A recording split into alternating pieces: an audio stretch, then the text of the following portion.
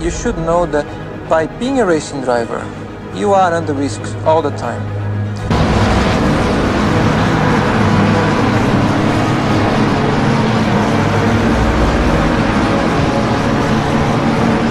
By being a racing driver means you are racing with other people.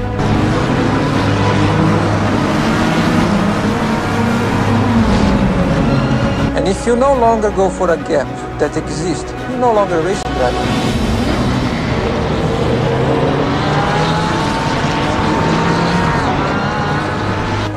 Because we are competing to win. And the main motivation for all of us is to compete for a victory.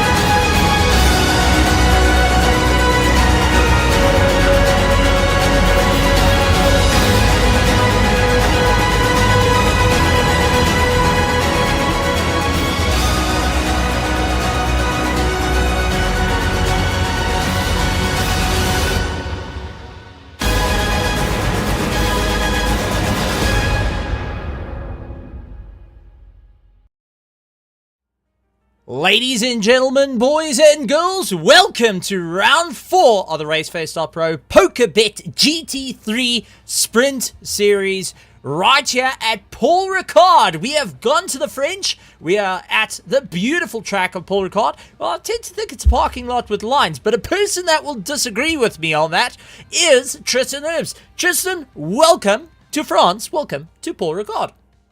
Absolutely. Thank you so much, Stephen. It's great to be back in the combox down in the French country in the Europe side. I've already had a couple of croissants this morning, so we're looking great. We're slowly starting to get away with the beginning of qualifying, and I think it's going to be an absolutely great race.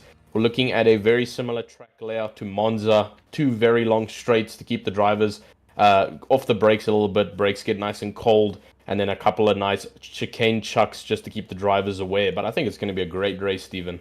It's going to be an awesome one. And we've also got quite an interesting turn of events because last week was a bit of a heads or tails for old Henry Mayer, who thought he was going to run away with it. And life got a little bit tricky. Your team, the Ominous Gaming, were also having a bit of a difficult time. Some twos and fro's. Pandacity was getting involved in a bit of scuffles, and the likes of Alan R, Logistical Nightmare Racing, in for a fight or two as well. I mean, there's so much going on, but we hear there's 36 cars that are going to be racing tonight, all battling it out around the track. Some couple of drivers keep an eye out for. Bego Krobler, he's been on the charge, slowly but surely creeping his way back into the top podium positions. Also taking some risky gambles on Thursday nights, but on Wednesdays, it's all out chases. But then we also take a look at, like, Werner Skuman, the Mustang. Dominating, very powerful, gets into fights without any problems, and will go door to door with many drivers looking to push the boundaries a bit more. Paul Fenter, another driver who's looking to make a big jump for himself and hoping to get towards the top end of the field after having some great success last week. But at the top of the charts, it is Henry Mayer. Jude Neville in second place, immediately getting beaten out by Fleming Bauer. Kilian Rayner in third. So times are starting to come down. That 1:53.082 to beat. Absolutely. We're going to see the time slowly start to chip in, like you mentioned, Stephen. Drivers starting to get out of the pit lane, but we're seeing a completely different circumstance to what we saw last week. Obviously, last week down in the Netherlands by Zandvoort, a very technical track, high tire degradation, loads and loads of left and right turns and chicanes. And now we come to France, here at Paul Ricard, where we're seeing 2 primarily long straights, and then a couple of chicanes in between those, and a couple of bends to the left and right. So completely different mindset coming into Paul Ricard here at round 4 of the RaceFace.Pro PokerBet GT3 Sprint Series. And I think it's going to be an absolutely great one. Drivers are prepped for it. We've seen some of the guys practicing over the past few days. And again, we're going to see some drivers using these sprint series as a bit of a practice for tomorrow night's main championship race. But as you mentioned, Henry Mayer 153 flat already. Currently 5/10 ahead of his own teammate Fleming Bauer in second place. And Gideon Renner following with a 0.7-second gap to the leaders. So as the times are going to slowly start to develop, we're going to start to see more and more sub times getting developed. So currently, as you can see, only about top 6 currently in the sub 154s. Everyone below that is sitting below 154. So, but like I mentioned, we're going to slowly start to see those times develop. A little bit faster times, a little bit less gaps in between drivers, and I think it's gonna be quite a tight qualifying session, Steven. I don't know what you're thinking. I think it is going to be a very close one for a lot of drivers to deal with. But one thing I've got to say about this track, lots of slipstreams, but if you can't put it to the top of the pack quickly, you land up with some difficult struggles. There is a lot of space for runoff. Now, let's get that one straight. Tons and tons of runoff here. If you're going to hit a wall, you're going to have to really get it wrong. But it does leave a lot of room to get off tracks, and that leads to penalties of 30 seconds, drive-throughs, and so much going on. Bernard Barkhuizen putting himself up to the top, a driver that's also determined to go and get himself back to the front, having some great races. Ryan Barrington-Smith in the Aston Martin got good straight line speed, very stable around the corners. It's a front engine that works, but it does tend to eat its front tires quite a bit, much like the Mustang. So Bego Krobler will be facing that same problem. Fleming Bauer, though, in the McLaren, good rotation with the car, very quick in a straight line, but doesn't play well with slipstreaming. It tends to get this little bit of a bounce to it, especially when you enter the sharp, well, the long right-hander that's coming up now. If you're into the slipstream, you turn it in, the wash that you get off from the car ahead of you, that dirty air, will stretch you out wide and send you flying. So you've got to be very, very careful with that. I think the likes of the Ferraris will be dealing with the same problem. Chris Stilzo, Delta Negative, puts himself in second place, utilizing a bit of slipstream. Henry Mayer down into third. So this is going to start people worrying about what's going to happen, because that top 10 starting to change, and an interesting top 10. Bernard Barkhuizen, Chris Stolz, Henry Mayer, Ryan Barrington-Smith, Bego Krobler, Johan Kleinans, Fleming Bauer, Jean Leroux, Gideon Renner, and Viertia Buerta managing to put himself into 10th place. A driver that we usually see mid-grid has stepped up, and now I think because Anushka Buerta gave him one big clout over the head, the missus saying you need to get up and get going. Jude Neville immediately puts that to bed. He comes right across and getting that final 10th place spot. Further down, Jean Verveers, Bucus, Kirstein, Dino Kier, Kerry van Zale, Werner Skuman, De Villiers, Holthuizen, Tiernas Buerta, Mac van der Merwe down in 22nd position. And Collison, I think it's Collison. Collison, I'd say, yeah. Collison, yes, Collison. Sorry, I've been battling with that surname for I don't know how long at this point. And even the drivers... It's so easy to read Collision. It is, and the drivers made a meme of it, so congratulations.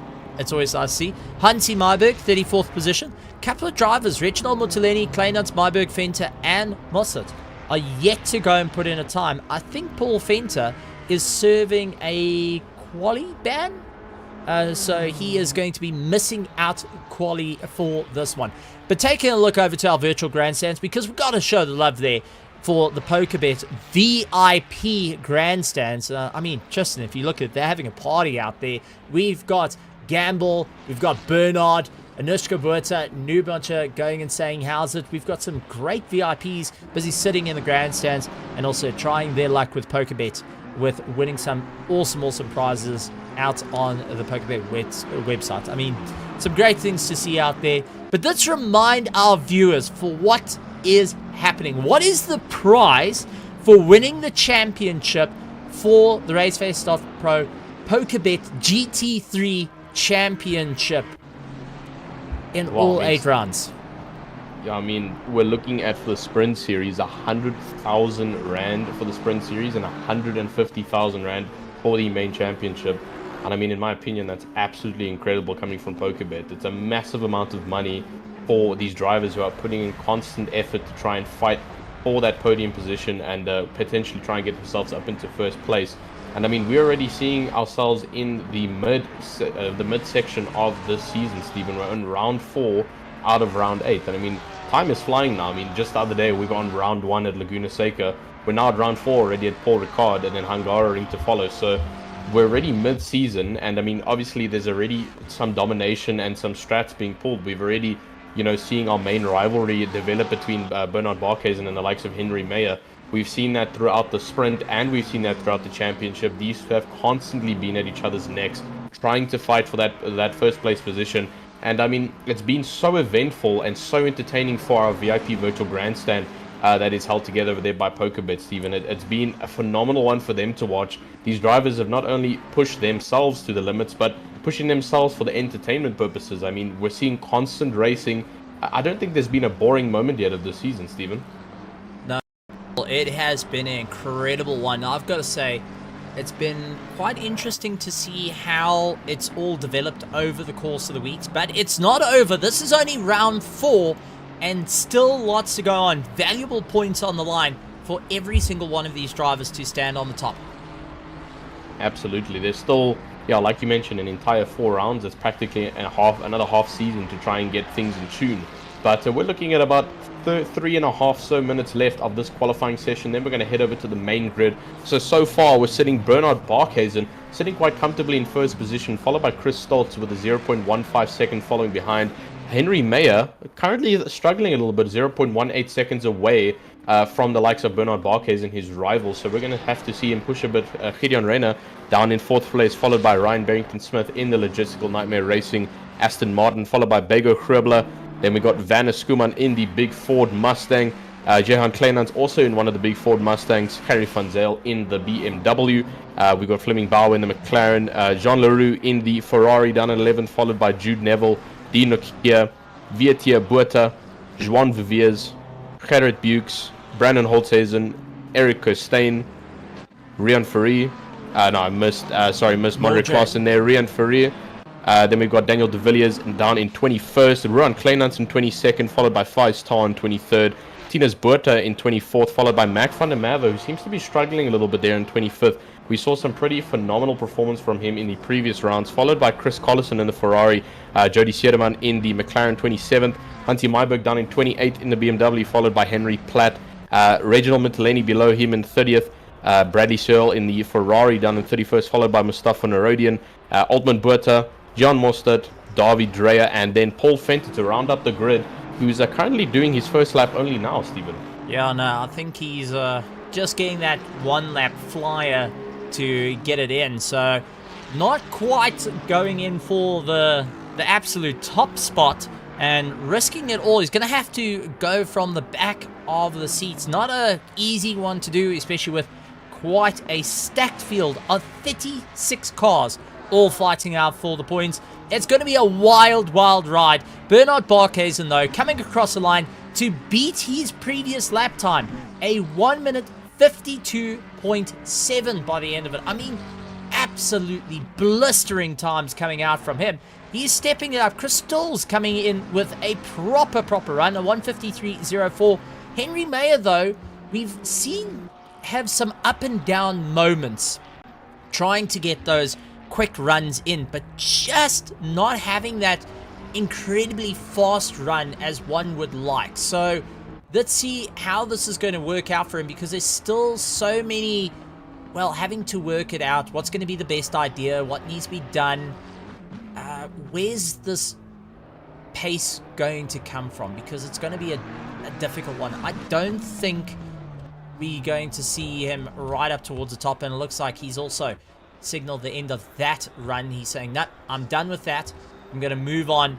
And instantly, Bego Grubler takes up the advantage to get straight ahead of him. So there's just so much going on right now that anything can happen. Seems like a bit of a struggle there from Henry Meyer, actually. I mean, we've seen him dominate on the likes of Laguna, Monza, and Zandvoort, you know, finishing first place in both the sprint and championship. Someone spinning in the background, I believe that's Daniel De Villiers losing it out of the second chicane over there, unfortunately. But yeah, back to Henry Meyer. It's a bit of a weird one to see, down into 5th place now. and potentially under threat from the likes of Gideon Reyna as well. Brian Barrington-Smith up into second now, taking the position away from Chris Stoltz. So, I mean, absolutely incredible field of competition here. We've got 5 seconds left of qualifying now. Drivers are going to be on their final laps if they are able to cross the line on time. If not, it will be their final lap for the likes of Jean Leroux, who has now finished qualifying. But, I mean, it's very weird to see, Stephen. We're seeing a bit of a variation compared to our previous rounds. So Bernard Barkhuizen, I think he'll sit comfortably with the only... Oh, well, not anymore. Chris Stoltz also now with a 152. So the only 2 top runners currently in the sub 153. So I think they'll sit quite comfortably up there.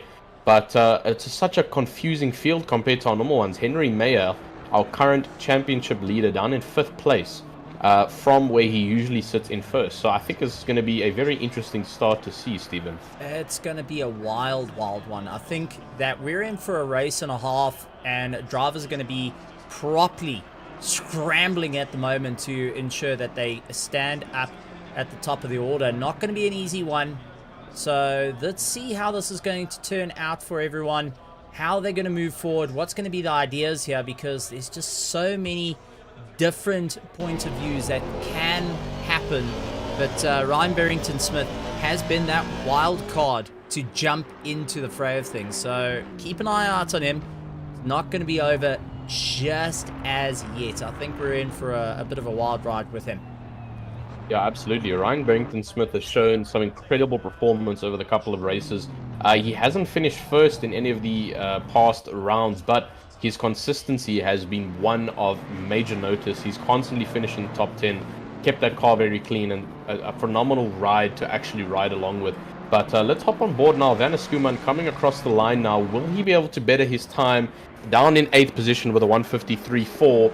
He goes across the line, and that's actually a major improvement, up into 3rd place now. So he takes that podium position away from Ryan Barrington-Smith, sets a very nice 152.8, and he's up into 3rd place and a potential contester for the win of this championship race, Stephen. Well, let's cut to a short intermission, and we will be back with the grid.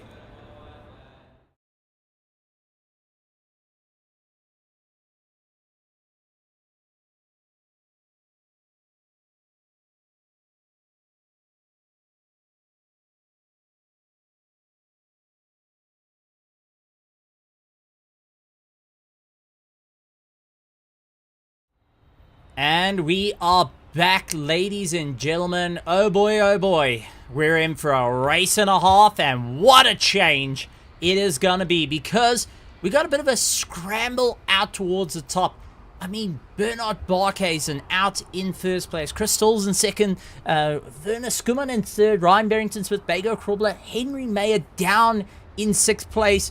I mean, this is championship leads being twisted and turned, and everything becoming more and more wild at this point. At Paul Ricard, a circuit that's going to benefit for the slipstreaming, but a lot of drivers are going to be scratching their heads of what they need to do. It's 21 degrees out there, so it is going to be a rather cool circuit to deal with, and the drivers are going to have to power their way through. But let's go to Tim out in the helicopter, and you can see a beautiful shot of all our GT3s lined up, ready to go. 36 drivers will be starting this race, all battling for points for a grab to go and get that prize pool of 100,000 Rand, the biggest prize pool in South African sim racing history to date here at RaceFace.Pro, and brought to you by PokerBet. It's just amazing, amazing stuff. And PokerBet's doing quite a bit here. Lots of new contests coming in, lots of pushing the boundaries as well. And I know, having a chat to a couple of the guys saying, look, what's next for PokerBet? And they said, well, keep an eye out on what our social media is going to do, because we've seen what sim racing is doing. We've seen how the sim racers have responded, and seen how drivers have gone and pushed themselves more and more at the moment. So they want to do everything it can. And they also just sent me a nice little update of what's happening here, because PokerBet's allowing you to win a share of I think it's 3 million Rand if you can correctly predict the final league standings for the SA and English leagues to stand a chance of winning it. So you must head over to PokerBet for that one. I mean, that Yeah, that is 3 million rand. Wow. Okay, PokerBet, well done. Good to see if you can predict it. Good on you. I'm not very good at predicting anything because just taking a look at our grid tells me many things are going to happen. So let's go through our running grid. Now, who is where? So first place is your man, and I'm sure you're quite happy to see this happening right at the top of the field. Tristan, I know you were busy saying that you want to see the OG team go and showing green towards the front, since they did manage to do it at Laguna Seca. Bernard Barkhuizen in first place, Crystals, Delta Negative in second, followed by Werner Skuman of Pandacity, Ryan Barrington-Smith of Logistical Nightmare Racing, Vago Krobler of Hybrid Racing, Martin Racing, Henry Mayer, our championship leader, Cleon Rayner down in 7th, Johan Kleinans in 8th, 9th is Kerry Franzel, followed by Jean Leroux, Fleming Bauer, Vietia Buerta, Jude Neville, Mac van der Merwe, Jean Verveers, Gerrit Bukers, along with Dean Nokia, Daniel de Villiers, Mordred Claessens, Brandon Holthazen, Eric Hussein, Chris, that's surname? Collison, there we go, Collison. Lying in 22nd, my brain turned off there, sorry Chris. Ruan Fari in 23rd, 24th Ruan Kleinans, Faz Tar, Tianas Buerta, Mustafa Norden, along with Reginald Mutaleni, Hansi Myberg, Jody Seidman. New name to the Delta Negative team and sporting a different set of colours. Good to see. Paul Fenton in 31st, followed by Henry Platt, Bradley Surley, Altman Buerta, Jean Mazat, and David Dreyer rounding out our field here tonight. But all eyes towards the front. Bernard Barkhuizen, I'm sure, having a lot of nerves kicking in. And as a team leader, I'm sure the nerves kicking in for yourself there, Tristan. Yeah, a little bit. Hey, I won't lie. We've always seen such eventful starts in the previous rounds of the sprint series. You know, people getting a couple of jumps. And as you mentioned here with Paul Ricard, if you're starting from the back, you don't have that easy of a chance to try and bring anything back, especially in the short time that we have to race here at the French circuit. So good thing to see one of the Omnius guys starting nicely up in front. He's just got to maintain it and keep in control. Something that we've always see at RaceFace with the factor of so much entertainment coming in is that anything can happen. Any driver can end up anywhere on the grid. I believe sometime we can even see a last to first happening depending on what happens and what track we're at. But those are kind of the only things you see at RaceFace.Pro with all the amounts of entertainment you receive on these streams. So continue to watch for the following rounds. We've got 4 more rounds left after this. But we are coming around the final few bends of this formation lap. And everyone looking so far strong. We're going to be... Stephen, what's that term that you said? I was searching for it on the Pro-Am stream the other night when you hold the brakes while accelerating. What is it called again? So that's called brake drag. So what you're trying to do for anyone that isn't quite sure about it, you're busy getting heat into the brake pads. That bleeds into the rim heats up the carcass of the tire gets nice and sticky, and there we go. It does also go and bed in those brakes a little bit because you do change your brakes in the sim itself. So every time you set up a new if you go into a new setup, those brakes are ice cold, they're brand spanking new, they're 100%, so you want to bed them in a little bit, get used to what's going to happen. But we're going to be making around the corners. Final corner done and dusted on the straight line.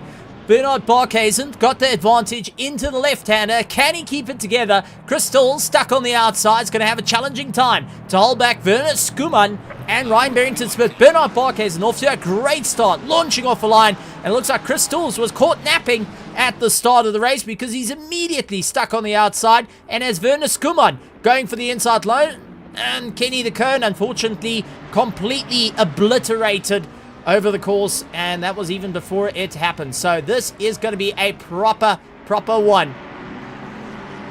Man, that's actually so sad to see Kenny the Cone wanting to just get some first turn action. He's just been whipped back to Zandvoort after being absolutely smacked into by Chris Stoltz, trying to keep a wide line and carry as much speed as he can. I believe we saw a driver actually go off there behind.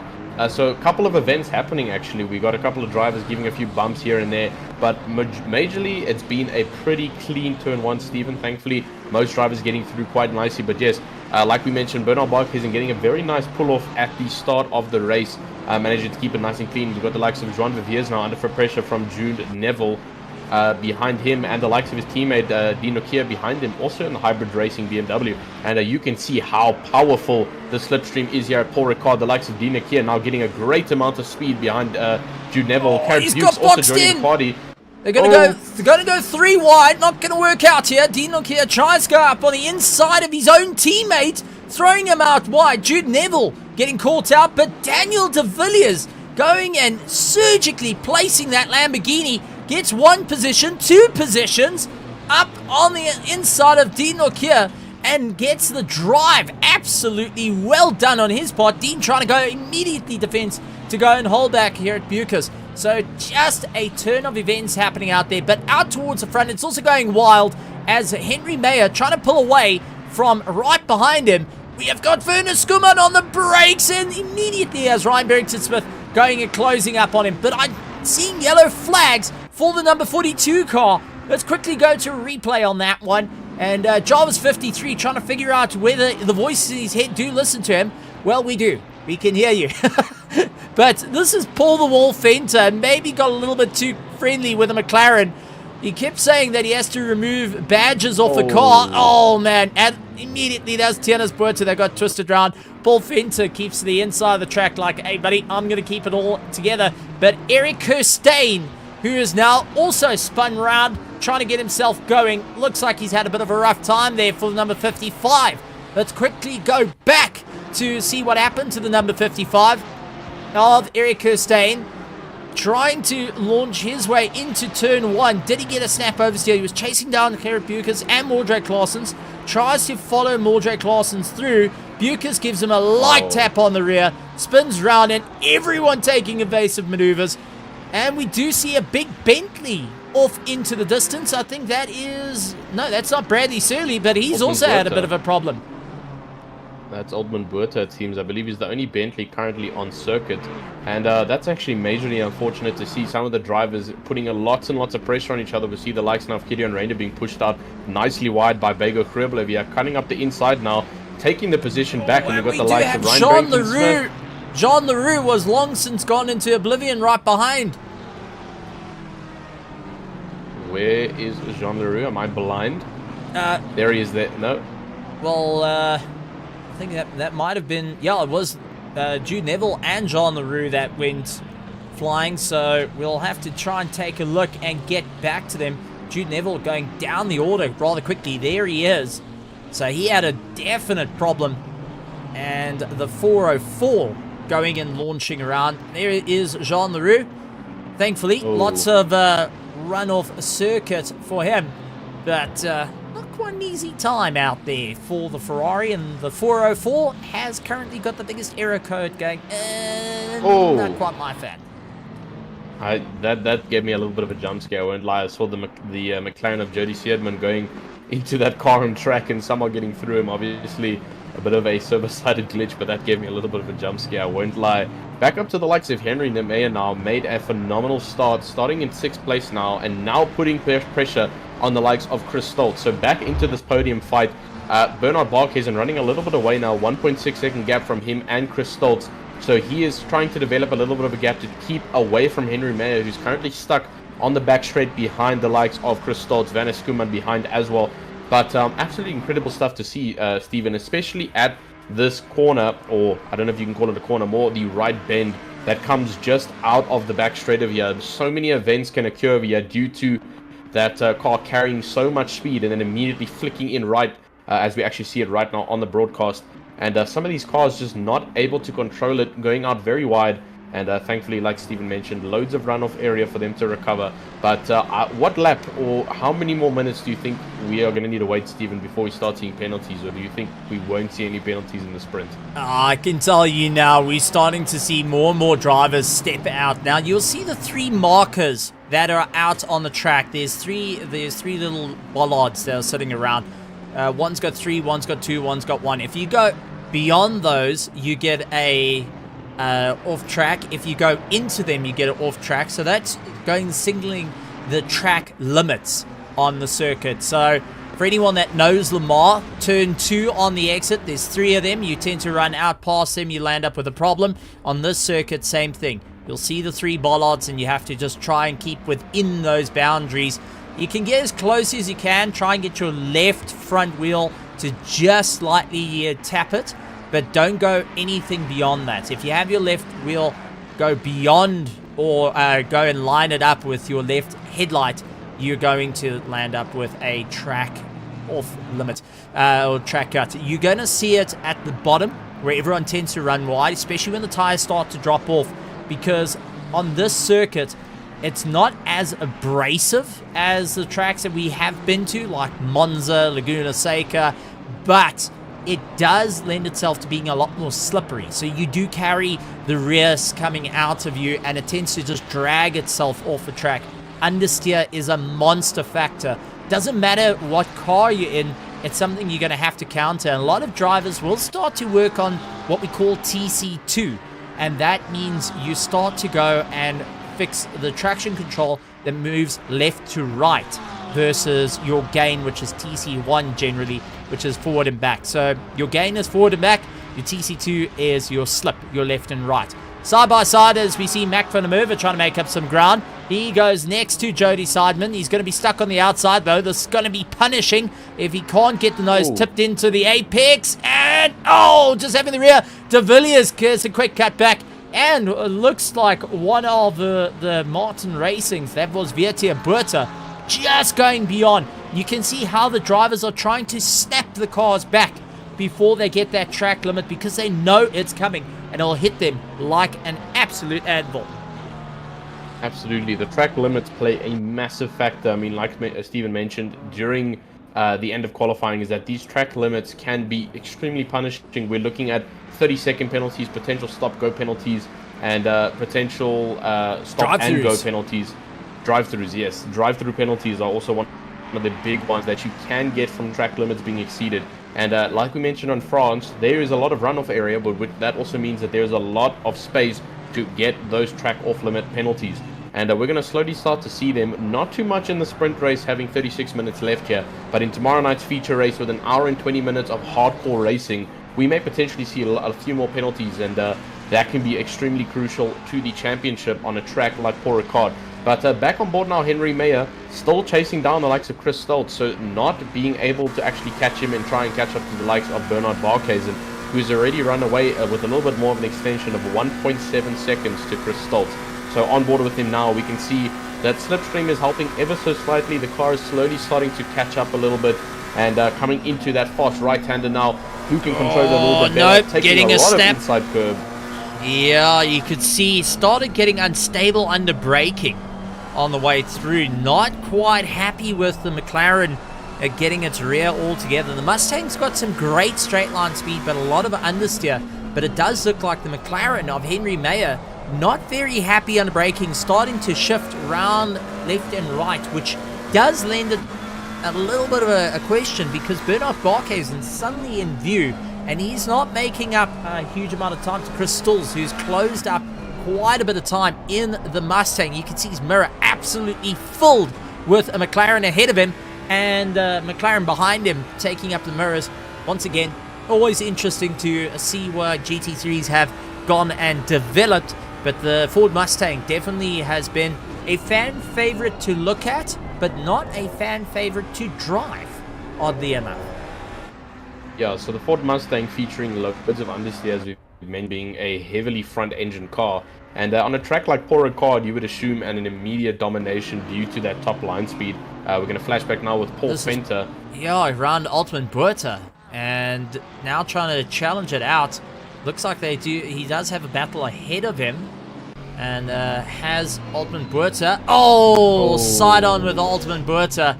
Unfortunately, understeer coming in, and he has retired the car to the pit. So obviously a bit of damage picked up there, and just hasn't had the easiest of runs. And unfortunately, that will be Paul Venter saying, not my night. But hopefully we'll get that car back out and back going.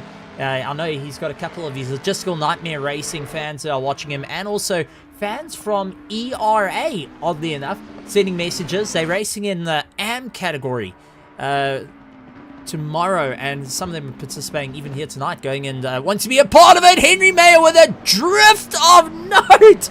Wow, what a counter steer. I mean, let's go back a little bit. Let's see if we can jump on board with a McLaren for that, because that is an experience. I mean, somebody played Deja Vu, where you see the little Toyota going in sideways on the dirty stuff. Steven, you literally mentioned the McLaren starting to lose it into this turn, and then we see it with Henry Meyer coming into the braking. Watch the steering wheel go completely vertical, actually more than vertical, catching that car beautifully though. Oh man, that is just, I'm sorry, it's just such a shot to see someone cross-arming the whole way, because you know that at that precise moment, there was the, oh no, this is not going to work out. But when you eventually get it straightened up, you breathe a sigh of relief, and you sit back and go, oh man, I want to do that again. But your tires are destroyed. They thumped. That's it. Game over. They're begging for mercy. They're pretty much singing Adele, hello from the other side at that point. We do have a spinner for the number 13, though, that got brought up and going, so not having an easy time out there. Ryan Barrington-Smith trying to make up some time onto the Vago Crawler, but second place, alive and well.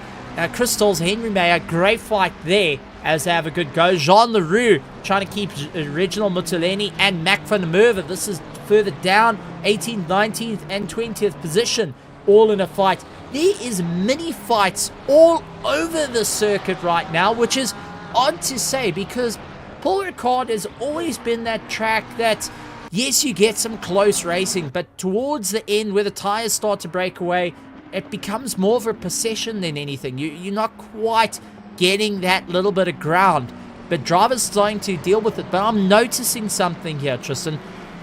Have you ever driven at dusk? You know, when the sun starts to set, that sun starts coming through the windshield and you start squinting your eyes. Yeah, it's the absolute worst. And I mean, to think that drivers are already starting to lose rear grip on some of these fast benders, and now they're going to have Mr. Sun leaning in on the front dash just to give them a little bit more of a challenge. I mean, wow, it's going to start to get a little bit of a tricky race here. But speaking about tricky, we might see a bit of a confusing or tricky overtake here by the likes of Henry Meyer, now very close to the likes of Chris Stoltz. And Bernard Barkhuizen has actually lost the gap that he had to Chris Stoltz from a 1.8 second gap down to 1 second now. So the top three, very competitive still with the likes of Werner Skuman, still falling a little bit further behind, 2.8 seconds, but still definitely in this fight. But before we go back to main action, I want to go back to the VIP grandstand here. We've got a lot of love going out to some of these drivers. Let's have a look. We've got Jarvis saying, "Let's go OG." We've got the likes of Anushka Bhuta saying, "Let's go Team Martian Racing." We've got Productive Panda cheering on his team, the Pandacity team. Anushka also saying, "Laka Henry Drift King." So loads and loads of events going on at this race over here at the RaceFace.Pro PokerBet GT3 Sprint Series. And the action doesn't stop, Stephen. It just continues to go on. I mean, it's absolutely wild. It's a party every night when it comes down to our grandstands. But the drivers going and digging in deep as we see it piling down the straight. And Henry Meyer got the slipstream. Can he capitalize on it? Oh, once again it goes out. Oh. That is touching on track limits. And Werner Skuman follows suit as well. Not going to be ideal situations. Drivers are going to have to start thinking, what are they going to do? Vago Crawler has Ryan Barrington-Smith, 2 Aston Martins going and brute forcing their way around the circuit. These front engines are starting to battle a little bit here. Understeer creeping in slowly but surely. And for more of our mid-engines, Bernard Barkhuizen now only a second away from Crystals, and Henry Meyer right onto the back of him, closing up the distance. Werner Skuman in 4th, 5th place, Kirian Rada, Vago Crawler, Ryan Barrington-Smith, Clary Funzel, Fleming Bauer dealing with Johan Kleinans. Talk about a inverted battle. 2 teammates having a same type of affair right now, with the likes of Kleinans chasing down Martin Martian Racing, which is the likes of Fleming Bauer just ahead of him. Dean Nokia a little bit more further down. He's in 11th position. He's gotten ahead of teammate Jean Verveers, who's got Mordred Claessens in the Porsche, chasing him down, trying to close up some distance.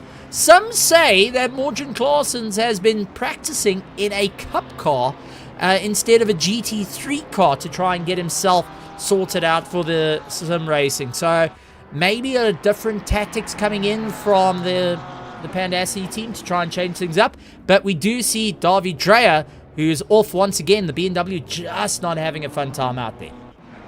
Yeah, I mean, and the BMW actually, I think, still carrying one of the lowest tire degradations around circuit here. So a little bit of a sad thing, unfortunately, to see from David Rea losing the rear end of the BMW. But I think there'll be some form of equal degradation among tires here at Paul Ricard. Like you mentioned, the sun is starting to come down low on the track, and drivers are starting to get a little bit confused with that sun. But we've got the likes of Ryan Barrington-Smith putting loads of pressure on Bego Krubler. We saw them fighting last lap as well. And then with the likes of Gideon Reina and Vanna Skuman fighting just up ahead. So amazing fights going on right now, Stephen. As you mentioned earlier, already starting to see some trains develop. And it's a weird thing to see because slipstream should start to play as a king factor here. And, you know, those trains should start changing up. But, I mean, drivers are staying put for now. We've got the likes of still the top three runners, Bernard Barquez and Chris Stilton, Henry Mayer, still sitting very close behind each other. Almost an equal gap now to the three. So the top three spot is definitely something to keep an eye out for the VIP Virtual Grandstand.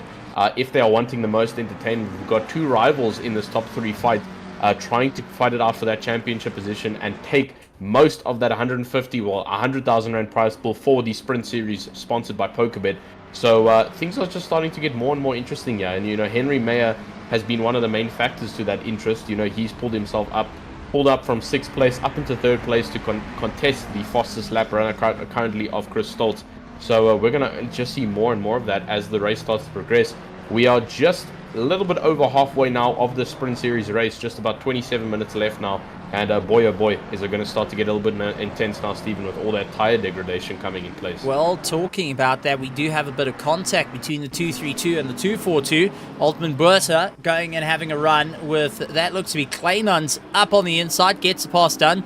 Buerta coming back with the big bend, the understeers, got a lot of drive with him. Hansi Myberg chasing him down. Side by side they go. Slight bit of contact and immediately chucks them both off into towards the dirty ground, and that helped the likes of Hansi Myberg say, thank you very much, here I go. But Chris Stills onto the back of Bernard Barkhuizen. Has Bernard overcooked it in his tires? Has he pushed himself a little too far? And Crystal's looking to capitalize on things right now. This is going to be strenuous for Bernard Barkhuizen to try and carry it through. It seems like late game starting to have that difficult time. Really good at the start, but when it gets a little bit long in the tooth, he tends to have a slight drop-off before he finds his second win. Chris Stills is playing that late game. He wasn't worrying about too much. He concentrated on Henry Mayer for a bit, but I think Henry started leaning on him, saying, okay, let's try and catch up to first a bit, then we can start playing once again, as they move left and right, trying to break the slipstream of one another, heading into turn one. It's going to be a very quick left-hander that Bernard's going to have to try and get it all in. Gets it beautifully done, switches to a very tight right-hander, tries to run it out wide, a slight little left to get it all sorted out before you're on short straight. It's going to be hard on the anchors and down the gears into a right-hander just to try and carry the momentum through. Quick left-hander, don't get the car unsettled. Quick right-hander as you down into second gear, carry the momentum through, but you can immediately see Crystals making up a lot of time through the top end of the circuit. But now it comes down to the main straight. Tend to play around here. More of downforce on the car helps you out. Bottom of the circuit and top of the circuit. But this long straight, if you have any aero on that rear wing, if you have tilted it up even so slightly, you're going to get thrown down the order. So slipstreams is desperately needed. Crystal tells me that he is running a very low aero car to make up as much time down the straight. He does lose it through the corners though, where Bernard Barkhuizen can break that fraction later we saw earlier. And you can see Crystals trying to battle out. Bernard Barkhuizen thrown wide, goes and loses it. Will we have a change for first? Yes, we do. Crystals taking the top spot. For how long though, as Bernard Barkhuizen gets a proper send on the inside, and Henry Mayer also goes for the dive side by side. Henry Mayer putting pressure on, a little bit of rubbing is racing between the two, but Henry Mayer gets the pass done, and Crystals having to come off the throttle to just try and bring that car back to Neverland here at Paul Ricard for round 4 of the RaceFace.Pro PokerBet GT3 Sprint Series. Bernard Barkhuizen has got a bit of breathing room, but for how long can Henry Mayer keep Crystals back? You can see the Mustang darting left, darting right, now looking to try and go around the outside. Couldn't get it done, maybe for the undercut. Henry Mayer going very defensive at this point to just try and stop Crystals from having any attack and managing to just break away that little bit of a gap. Well, I mean, at least I called it. I called that we were going to see some top 3 action very soon, and we've seen it. I mean, Chris Stoltz losing out completely, getting first place from Bernard Barkhuizen, and then losing it to Bernard Barkhuizen and Henry Mayer. So now he is actually having to fight back, but we are now seeing the likes of Henry Mayer pulling very close to Bernard Barkhuizen. Now we have the 2 championship rivals, currently first and second in the Sprint Series Championship, trying to fight it out with 23 minutes left to go of the Sprint Series race. So I don't know, man, this is going to be so entertaining to watch, but it's going to be stressful. It's going to be a bit of a nail biter because, like we mentioned, Chris Stoltz seems to be running a very low downforce setup, as check out how close he gets to Henry Mayer on this back straight, pulling onto the left side. Will he make an overtake in the fast right-hander bend? Losing out a little bit, falling off a little bit just to not make it too hard for himself, but very close behind Henry Mayer still. So Henry Mayer having to try and catch up to Bernard Barkhuizen ahead while fighting off the likes of Chris Stoltz behind, and that's Vanna Skuman, I believe, behind them. Also very close to the fight, actually. So if they continue, eaten a gap. He's eaten 1 second into a gap. Exactly. I mean, the top 3 are going to continue to fight like this. And if they continue to do this passing game of passing between first, second, and third, this is going to be an easy game for Vanna Skuman to actually make a very nice gap closure to the top 3 and potentially fight it out. Same with the likes of Gideon Reina and Bego Krebler behind him, who also aren't that too far off, but they've got the likes of Ryan Barrington Smith. So nice little train for 5th place, nice train for 1st place. Man, it's so entertaining here. 22 minutes left, and there's just so much going on, Steven. Yeah, no, that's it. It's going to be a wild one. Henry Mayer trying to close up a little bit of time all over the back of Bernard Barkhuizen, and Crystal's trying to come back at him. But Gideon Reina going and breaking the train of Bego Krobler of Hybrid Racing, dealing with Ryan Barrington Smith, breathing down his neck. These two have been so close throughout the race with one another. They're looking to try and push themselves a little bit further on. Ryan Barrington Smith taking a very wider line compared to Bego Krobler at the moment. And then Gerry van Zyl, Fleming Bauer, and Jan Kleinans have gotten close to one another. Oh, Gideon Reina going and missing the corner by absolute miles, visiting the French countryside at this point here by Paul Ricard. Not ideal situations. Bego Krobler, though, is in a bit of a tough one, middle of the circuit, just to try and defend from Ryan Barrington Smith. Ryan utilizing all that slipstream, but just hasn't got the same top end. So he's managing to move out ever so slightly. He's going to try and cut across the nose as they make their way through, but they will see yellow flags ahead as the number 13 has gone off track. Another close race is going to be 3rd, 2nd, and 1st on top of one another through the corner. And this is getting wild. Up and down, where you got to look, nobody knows. This is getting exciting top to bottom. Absolutely. I mean, I'm trying to process all of these fights and try and, think of things to mention and all of that, but there's so much activity going around the track right now here at Paul Ricard in France. I mean, it's absolutely spectacular to watch, but I mean, I'd much rather have numerous trains being developed here because of the factor of entertainment that we're experiencing here. Now we see Henry Mayer pulling a little bit of gap to the likes of Chris Stoltz behind, and now fighting to try and get a little bit closer to Bernard Barkhuizen in that Omnius Gaming KSL McLaren. So we need to continuously try and progress further on these top 3, watch them a little bit, see if Chris Stoltz can pull a bit more, because like we mentioned, he gets so close to the rear of Henry Mayer in the back straight, and then as soon as it comes down to those final few throws on the left and rights, he starts to lose a bit of time due to that low downforce setup. The likes of a back marker there in front, I believe that'll be David Dreyer in the Pandacity Esports BMW, with the likes of Vanna Skuman, like we mentioned, not far off from the top 3, as you can see him coming around the bend over there, and then the likes of Gideon Reina following behind, still with the battle for 5th place over there.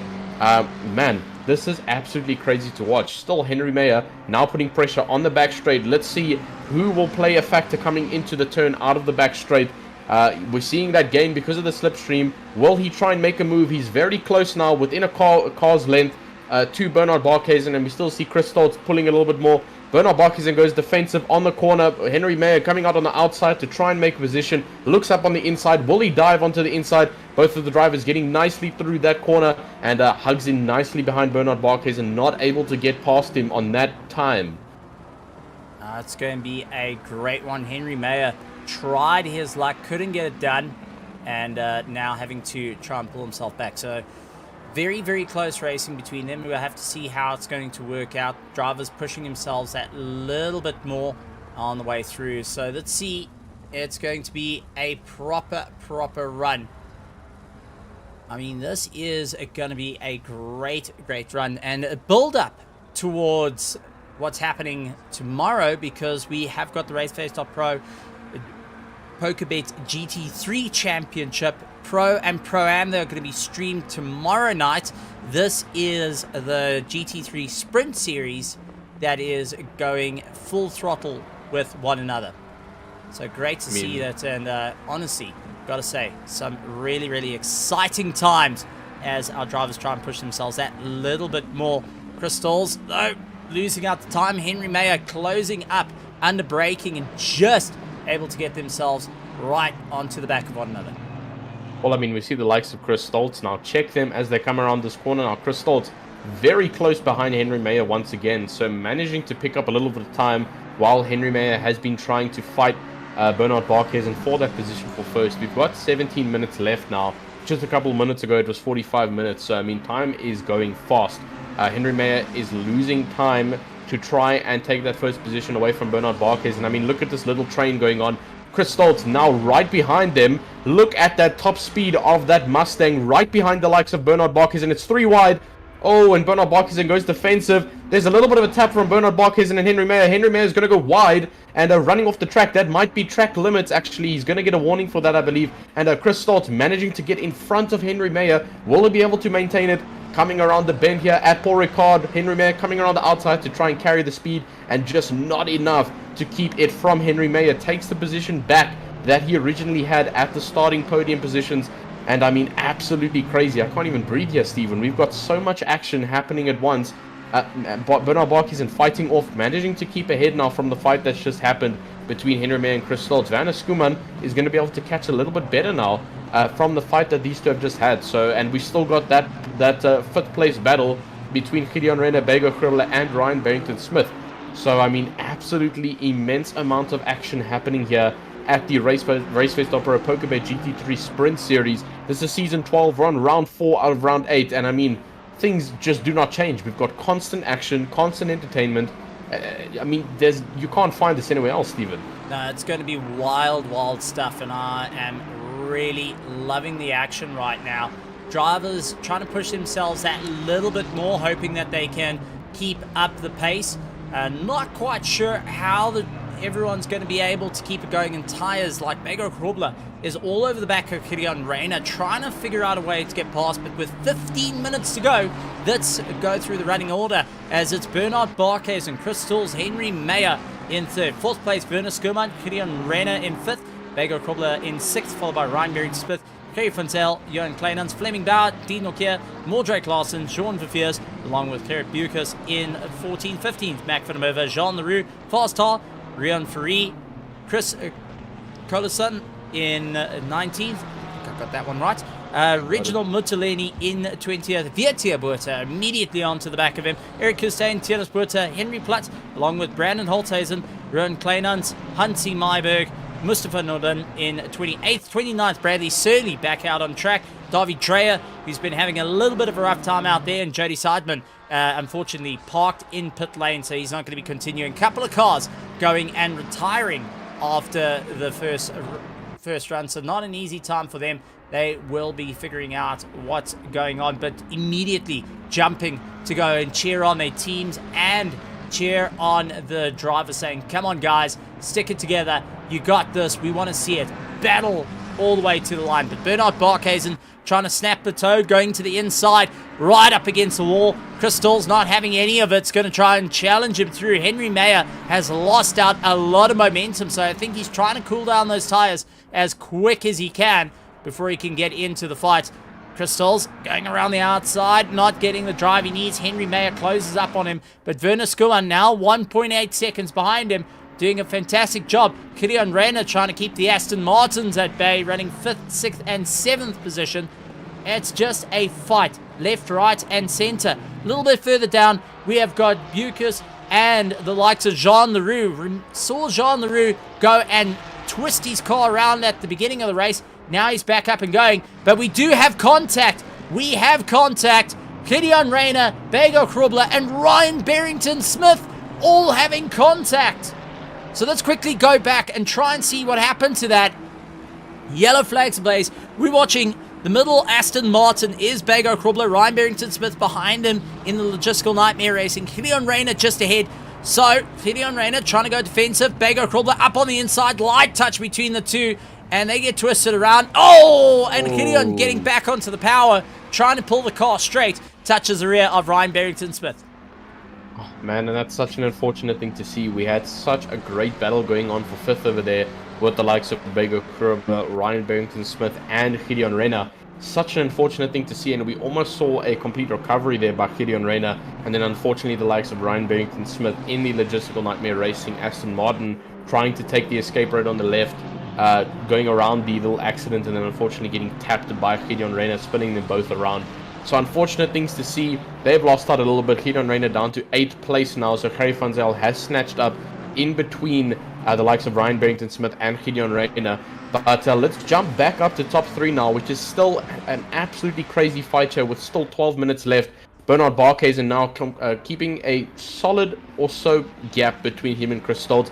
Henry Meyer now managing to close that gap off from the momentum that he lost from Chris Stoltz behind. I think he was almost about a second behind, now 3/10 behind the likes of Chris Stoltz. So great stuff from him to recover.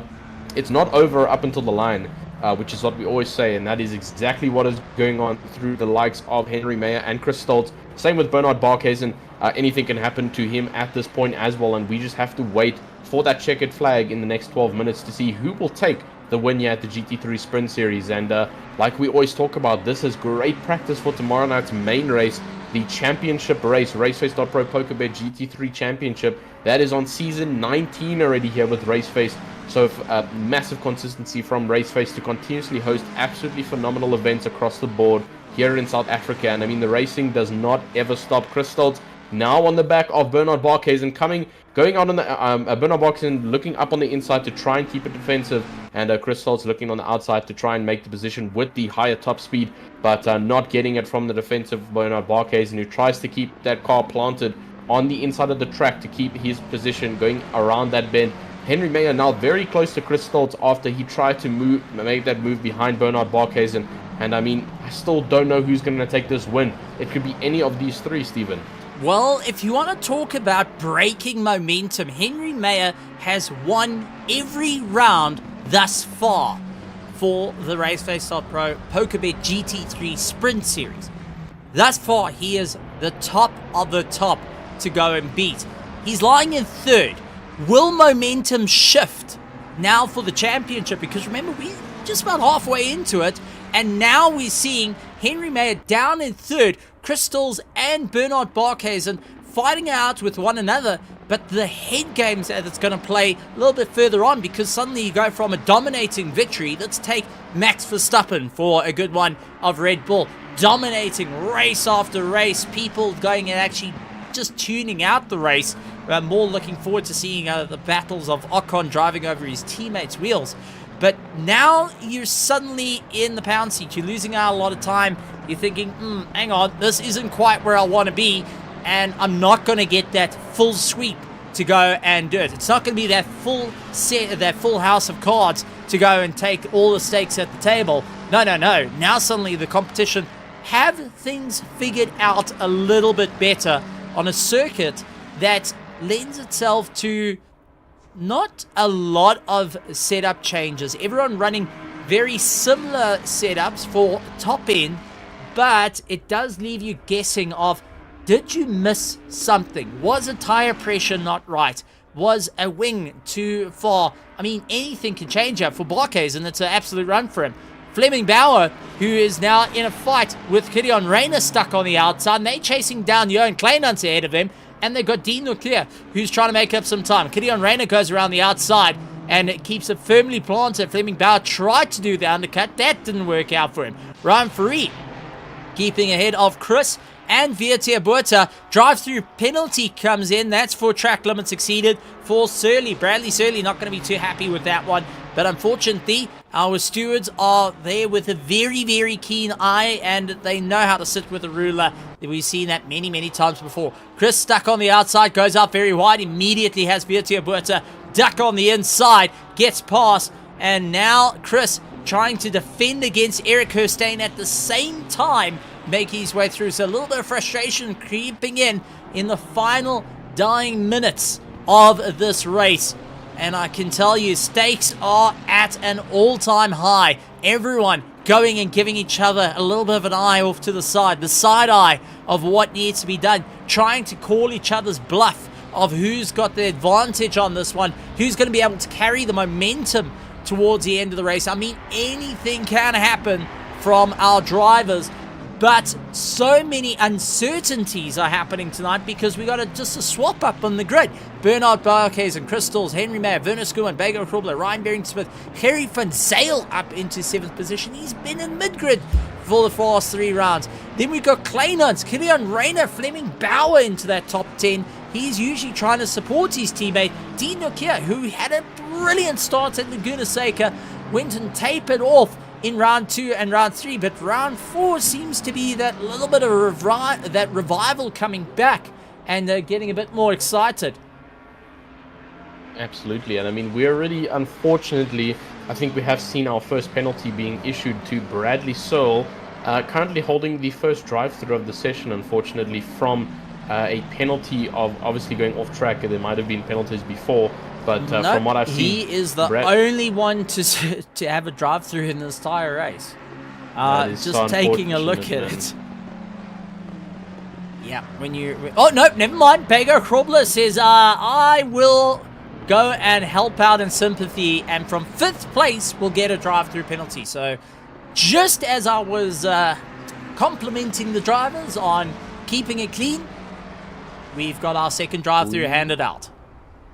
Yeah, and Bago Krobler, as you can see in the background, they're pulling into the pits to serve it now. So he's going to lose loads of positions now due to that drive-through. And I mean, that is exactly what we're talking about. The fact that absolutely anything can happen no matter how long is left in the race. Bago Krobler was fighting nicely up in 5th and now has lost it due to a drive-through penalty. So going to lose a lot of positions now. Gideon Rayner will claim back up to 8th. Brennan Holthuizen now down to 24th, having a long train of drivers behind him. Ron Kleinans in the Martian Racing McLaren, Henry Platt in the Team Tryhard Racing, with the likes of Hunty Myberg, I think, behind him, who is unfortunately, I believe, a bit of a back marker behind. Oh no, he's not. He's actually following right behind. He's in the train, and he's got his teammate just ahead of him. So the two Team Tryhards are going to be talking to one another. Kleinans onto the back of Holthuizen, doing everything he can to try and get by. I mean, this is towards the back end of the field, but it does show where things are starting to go. Interesting enough, though, Bago Krobler just left the pits. He's down into 16th position with Mac van der Merwe just ahead of him. So now that was a major, major break for the rest of the field to get up, but Bago Krobler going to be kicking himself there. Crystals holds the fastest lap time of the race, 1:54.697. Last lap time, a 1:54.962, where Bernard Barkhuizen's last lap, a 1:54.815. But Crystals looks a lot closer to Bernard Barkhuizen's rear wing at this point, and they're starting to make their way onto the very, very long straight. As they're going to be coming around, I think this is out towards our main straight. Yes, this is the start-finish line, but you can see Crystals just hovering thereabouts, hoping that he can go for the attack reasonably soon at this point, not getting too deterred to move left and right and follow Bernard Barkhuizen. So he's not going and following that slipstream left and right. Instead, he's letting Bernard Barkhuizen watch the mirrors and try and guess where he's going to be. Very, very interesting moves, trying to keep more of a predictable line. And by keeping it predictable, it's also making it very unpredictable for the driver ahead, because logic would say you would move when I move, not you would stay exactly where you are after I moved to break the toe. Why would you do that? Logic's not working. Hang on, you start guessing, you start second guessing yourself, and now you start dropping that little bit of a 0.1 of a second. Chris Stoltz actually looking very unsettled there on the exit of that corner coming onto the back straight. Losing a little bit of time there going out on the right side, trying to cut that inside curb to carry as much speed as he can. And as you can see, he's lost out quite a lot. Not able to get directly behind Bernard Barkhuizen like he wishes to. Chris Collison getting the third drive-through penalty now done in 21st. And that's super unfortunate for him. And I believe it's going to be a couple more drivers who might potentially get that. Henry Mayer is definitely on that list after clipping some of those bollards on the left side of the corner out of the back straight. But Bernard Barkhuizen managing to keep his position out of that back straight run. Chris Stoltz keeping it very close behind, and Henry Mayer still also following nicely behind. Vanna Skuman now slowly but surely getting into this fight. He's got 3 minutes left. I don't know if it's going to be enough. We see him there in the background as we glimpse past with Chris Stoltz.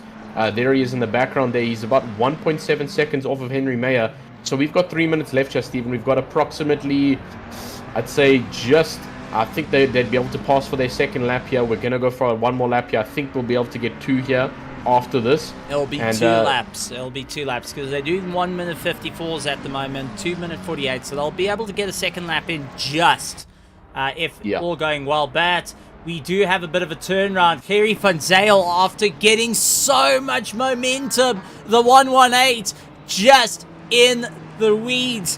What happened to Kerry van Zyl, who went and capitalized on a bit of an opportunity? He had the Italian job ahead of him and just snapped round towards the final corner, put a wheel wrong, got on the power too early, and I can tell you that traction control was wrong.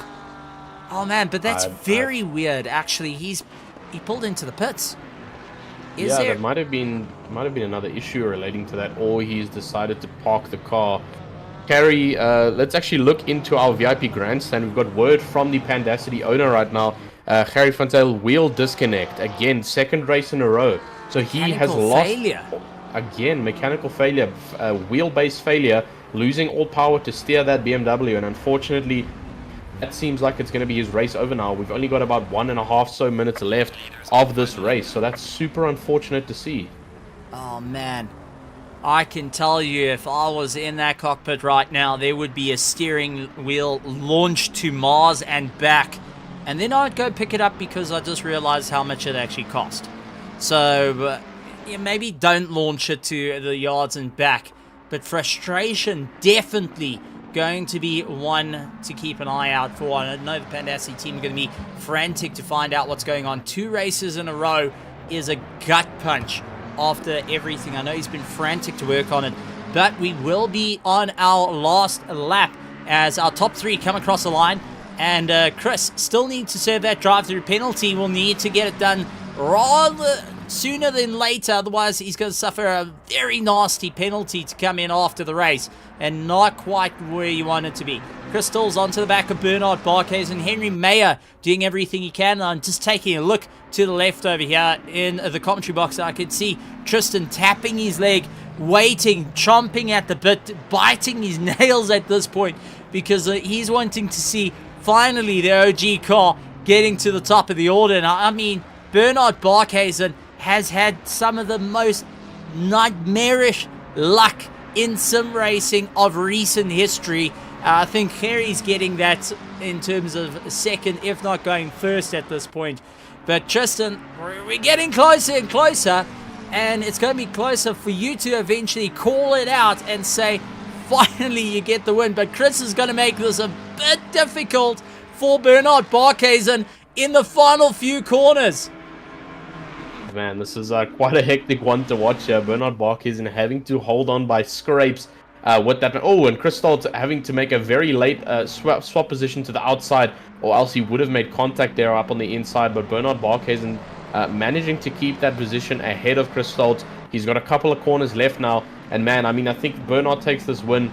It is absolute redemption day for him. As you mentioned, he has had some of the unluckiest moments in sim racing in South Africa over the couple of past events. Multiple power outages and disconnects that he cannot control. And finally, maybe being able to see the checkered flag. This is left-hander coming here. Tristan, you call it, buddy. It's yours. You got it.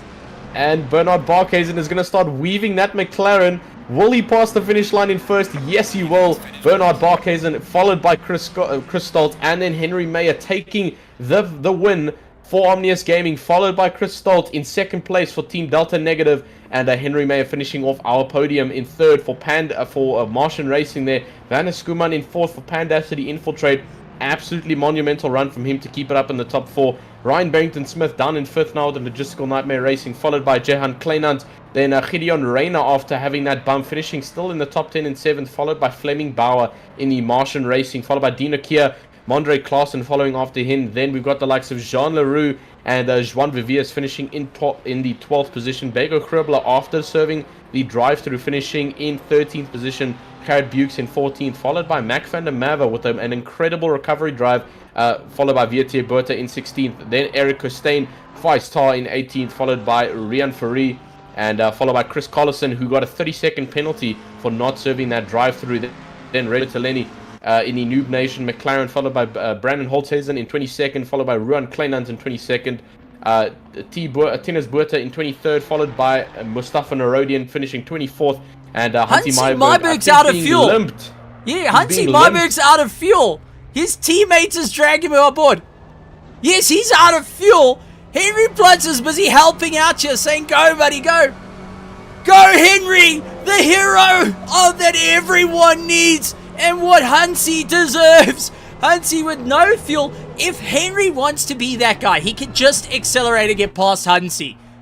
Just be that guy. But has he run out of fuel as well? No? Come on. Is he going to push him? Go, go, go, go a little bit. Hansi's nearly there. Cheering on. Hansi's going to cross the line ahead of his teammate. His teammate has sacrificed himself for Hansi to cross the line. Oh, man, let's go to the commentary box because, wow, that was wild. That was an absolutely phenomenal thing to see. The teamwork being played at the final couple of lengths there. Hansi Myberg running out of petrol, and the teammate pulling a very nice supportive package over there, limping that car back and allowing him to finish across the finish line. We are just waiting for our by Stephen Koenig. Let's have Henry Mayer join us in the commentary box. Henry Mayer finishing in third place. Stephen, he's all yours. Well, let's start off. Henry Mayer, congratulations. What a race out there at Paul Ricard. Stunning, stunning stuff. I mean, take us through that fight. Start to finish, it was on top of one another. It was a hard push. And even towards the end, you gave it everything you got to try and launch it across the line. I'm taken back by it. You had your rivals in front of you. You had a Mustang that didn't want to back down. Give us your thoughts. Stephen, that was a very, very good race. The Mustang on the entry for that straight, the Mustang is just so powerful that there's no way of touching that thing. But Barkhuizen had real good pace. Chris, I'm taking my hat off to him. He's had very bad luck the last couple of races. I'm very happy for him. On to tomorrow night. Oh, no, absolutely incredible stuff. Well, this being the first time you have not taken that top spot, do you feel that it's slowing down the momentum? Do you feel the grid starting to catch up? Or was this a little bit of a humble experience of, okay, I'm not quite undefeatable, but I'm going to give this my best shot?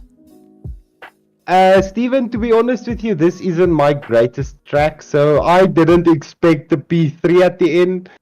But the quali did catch me a bit, but yeah, the guys are quick, so on to the next one.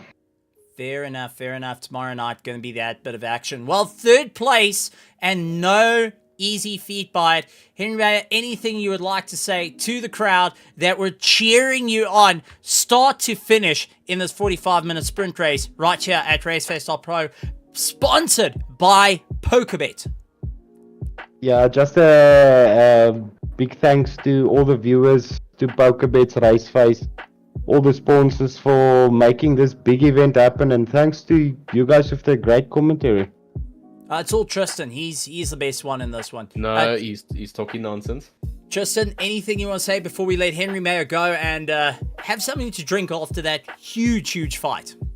Yeah, I think all I can say is well done again, Henry. You guys had a phenomenal top 3 fight, and unfortunately losing out for the first time this season in both sprint and championship, missing that top spot of the podium. But you've still got half a season ahead of you to try and redeem yourself. But absolutely phenomenal work tonight, and I wish you the best of luck for the rest of the season. Go ahead and have a great night further, and we'll see you tomorrow night. Thank you. Have a good one, guys. Incredible stuff. Henry Mayer going and taking that 3rd place spot. But I mean, Tristan, we've had that. We've had Henry Mayer going and saying, well, he had a bit of fun there, not his greatest track. I know a driver that is going to be through the roof, and that is going to be 2nd place. So moving on, 2nd place of Paul Ricard. Round 4 done and dusted, and we can hear those F13 jets. We can hear the bald eagle crying out in the distance. It was a Mustang taking 2nd place at Paul Ricard. The French are crying, but Chris Stills is happy as can be. Chris, how are you feeling after that? Honestly, I just feel tired. That was insane. It was very close between all 3 of us. Some couple very hairy moments, and the pace was just insane. But really happy to walk away with the 2nd place, and yeah, super happy. Incredible stuff. Tristan, you take it away with Crystals. All right, awesome. Well, Crystals managing to, I think we can definitely call you too much of a podium position finish so far in the rest of the season so far, but taking it away in 2nd, and like Stephen mentioned, you're making the French cry here, bringing the American-built Ford Mustang up into the podium positions here at France. I mean, I just want to ask something, because it's been running through me and Stephen's mind. Were you running an extreme low downforce setup with that Mustang? No, I wasn't. We actually got very unlucky previously in the past 2 races. Probably should have gotten 2 podiums already this season, and so I'm happy to walk away with this one. But it was just impossible to run too low downforce, or at least it didn't feel like it was worth it in terms of your tire wear. You're probably going to end up feeling it with the lower downforce. So we're actually running a pretty just above mid. And tried to do our best. We were quick in the straights, obviously, but just not quick enough. Wow. Okay, so that Mustang was that fast in the straights, and you weren't even running an extreme low downforce setup. I mean, props to you, man. You handled the Mustang like a beast. And final question for you: how was the understeer, if there was any, on the Mustang here at Paul Ricard? I mean, no, the Mustang always has a bit of understeer. It's the first season we're driving with it, so still learning, getting to grips with it and everything. But I mean, the tracks we've had so far have all been, tighter and slower, and so this actually suited us a bit more. But I just want to give a shout out then as well to my teammate Jan Kleinans, who always puts in a lot of work to get the setup feeling awesome. And so yeah, the understeer really wasn't a factor today. Well, that's awesome to hear. Well, I'm going to give the floor to you to speak about anything you need to. Try and keep it PG, and you may go ahead and say what you need to. I just want to, again, just give shout-outs to Jan again, my teammate, who put a lot of work in to be here, and also my dad, who has been watching every single race, and fortunately I have a lot of disconnects this season, but first podium, and I want to dedicate it to him, and then, just my girlfriend, who's also always watching, so thank you so much, and I love you. Well, that's an awesome thing to hear. The family support is absolutely immense. Same with the virtual grandstand. It's always a beautiful thing to see when people are supporting some of the drivers on grid. Well, Chris, I'm going to wave you off out of the interview room and the commentary box. Once again, an absolutely phenomenal race tonight, bringing that Ford Mustang up into 2nd place. I'm assuming you're going to use a lot of the knowledge and any of the information you got from tonight to bring it in for the championship tomorrow night. So we wish you best of luck for that, and I hope you have a great night further. Go ahead and celebrate with the family, and we'll see you tomorrow. Thank you so much, guys. Cheers, bye. All right, and now for the exciting time, because the first time in RaceFace history, and Tristan, I stand to be corrected in this, but this is the first time in GT3 history, one, that you're commentating here at RaceFace, two, your first time commentating in the world of ACC in terms of a championship, but you get to say a congratulations for the first time in an ACC championship to your own teammate. So, floor's yours, Tristan Herbs, because, well, this is all about bleeding it green for OG. Well, Bernard, man, I think this was an absolute redemption arc that you went on from the multiple disconnects that we had to face there at Omnius that you were experiencing earlier on, but you have managed to pull it up, and you have taken the first podium position for this season. How do you feel? How's it, guys? Yeah, I feel phenomenal, eh? Coming into the race, I felt a bit under the weather. But yeah, at the end, managed to pull it off after like sweating out 2 liters of water, I think. Yeah, managed to get P1. Feel chuffed. Well, that is absolutely awesome to hear, man. Absolutely phenomenal thing again. Once again, first place. And how does it feel? Obviously, we experienced so many issues at Omnia's side as well, with your side of things having disconnects that you could not control. So how does it feel to be back on the grid and the full chance and capacity to fight for the championship? Yeah, no, look, I feel confident about not having a disconnect anymore. I had some unfortunate power cuts in previous races. I had some mechanical failures on my load cell, and as well as a few fatal game errors as well in the past few months. So, yeah, I managed to stabilize those issues, and yeah, I'm hopefully not getting them anytime soon again. Well, that is absolutely great to hear, man. But it has been an absolutely phenomenal one. You've taken first place here at Paul Ricard. And are you going to use anything that you've learned tonight with how the car reacts and how it responds for potentially taking the top spot at tomorrow night's RaceFace.Pro PokerBet GT3 Championship race at Paul Ricard as well tomorrow night? Yeah, no, definitely. I think from the get-go, I had a bit too high tire pressures. And coming to the end of the race, the temperature did increase a slight little bit. So, yeah, I think tire pressures was a bit too high.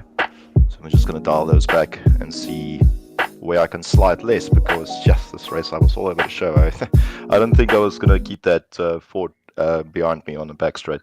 But, yeah, managed to do it. Well, you managed to do it. You managed to keep it clean. I'm going to leave the floor to you here. You have taken the win, and I'm going to leave the floor to you to mention anything that you might want to about tonight's race. Keep it PG, and you may do so. You may go. Yeah. Well, firstly, I'm always thanking, the Don on the top of the hierarchy, and that's Bert Zuhu for making everything possible. And then to you, Stephen, and you, Tristan, you guys are absolutely great commentators. I love watching the replays and, going through how you guys can actually talk until, until tomorrow. I don't know how you guys do it. But, yeah, thanks to the sponsors and thanks to everyone watching. And, yeah, keep watching, and this is definitely going to be a nice one. That is absolutely great to hear, man. I'm going to give you to Stephen in case he wants to mention some final things as we close off our podium interviews. Well, Bernard, congratulations once again. You sure has made the whole entire Bleeder Green come to life. The OG team going absolutely mad. I could hear Tristan with a big smile. You could hear the teeth while he was talking, and the nail biting the final lap where it was just side-by-side action. Great to see it. But with that being said, you have battled it all the way through. PokerBet is going to be having some prizes on the line as well. So congratulations. Make sure you go and sign up with PokerBet in the description of YouTube and also in the driver notes. But I've got a question, Bernard.